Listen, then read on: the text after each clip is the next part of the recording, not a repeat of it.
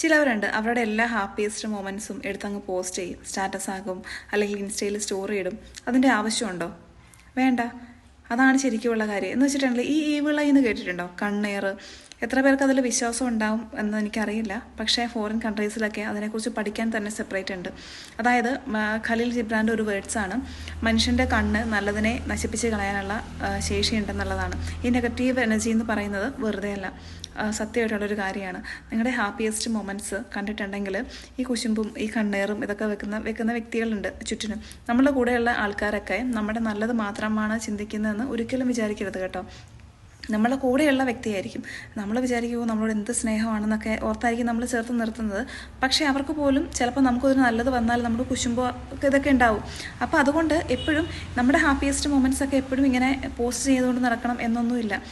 നമ്മൾ എന്തെങ്കിലും കാര്യങ്ങളൊക്കെ അച്ചീവ് ചെയ്യണം എന്നൊക്കെ ആഗ്രഹം ഉണ്ടെങ്കിൽ, അല്ലെങ്കിൽ നമ്മുടെ നെക്സ്റ്റ് പ്ലാൻസ്, നമ്മുടെ ബിസിനസ് പ്ലാൻസ്, അല്ലെങ്കിൽ നമ്മുടെ നെക്സ്റ്റ് സ്റ്റെപ്പ്, നമ്മുടെ ലൈഫിലേക്ക് നമ്മളിപ്പോൾ എന്തെങ്കിലും ചെയ്യാൻ പോകുന്നുണ്ടെങ്കിൽ അത് ഒന്നും ഒരാളോട് ഷെയർ ചെയ്യേണ്ട ആവശ്യമില്ല. എപ്പോഴും മനസ്സിൽ വെക്കുക. കാരണം ഞാൻ പറഞ്ഞില്ല, അതിനെയൊക്കെ ഇല്ലാതാക്കാനുള്ള കണ്ണ് മനുഷ്യനുണ്ട്. സോ എപ്പോഴും ബിവെയർ. ഓക്കെ, എല്ലാം എല്ലാവരോടും ഷെയർ ചെയ്യേണ്ട കാര്യമില്ല. നമ്മുടെ പ്ലാൻസൊക്കെ നമ്മുടെ ഉള്ളിലിരിക്കട്ടെ. നമ്മുടെ ഹാപ്പിയസ്റ്റ് മൊമെൻറ്റ്സ് എല്ലാം ഇങ്ങനെ ഷെയർ ചെയ്തേണ്ട ആവശ്യമില്ല. ഈവിൾ ഐ എന്ന് പറയുന്നത് സത്യമാണ്, നെഗറ്റീവ് എനർജി എന്ന് പറയുന്നത് സത്യമാണ്. എപ്പോഴും അത് ആലോചിക്കുക.